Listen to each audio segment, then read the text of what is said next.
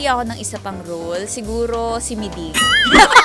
Laging may taping, oo. Pero ano lang, relax-relax lang, ganyan. Kain-kain lang siya, standby area, gano'n. Pero lagi siya may taping. Oo, nagigigil na nga ako sa babae niyan eh, charot.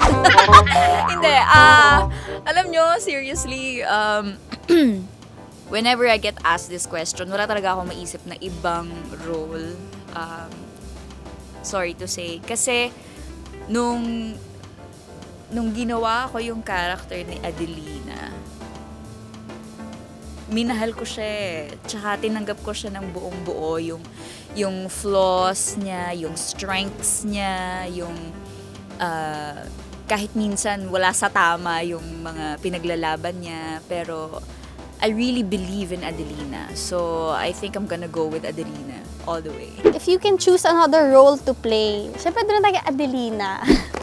Hindi kasi, gusto ko rin sana Teresita, pero halos same lang din kasi yung parang pinuntahan ng role niya na naging comfort women. Pero gusto ko yung role ni Adelina at saka ni Carmela, dalawa. Kay Adelina kasi, makikita mo yung tapang niya and yung pagiging joyful ng isang Pilipina nung World War II. Tapos nag-iba lahat noon nung pumasok yung mga Hapon sa Pilipinas. And since gusto ko rin yung ma-challenge yung role ni Miss Carmela, yung matapang, gusto ko yung naiinis yung tao sa akin, gano'n, para ma-challenge. Pero yun siguro yung dalawang role na yun. Ang role na gusto kong isa pa, Hiroshi, kasi may challenge yung pag-aaral ng Japanese. Parang gusto ko yung challenge na yun. Tapos yung isa pa si Juan. Gusto ko yung lightness at kakulitan ng character ni Juan.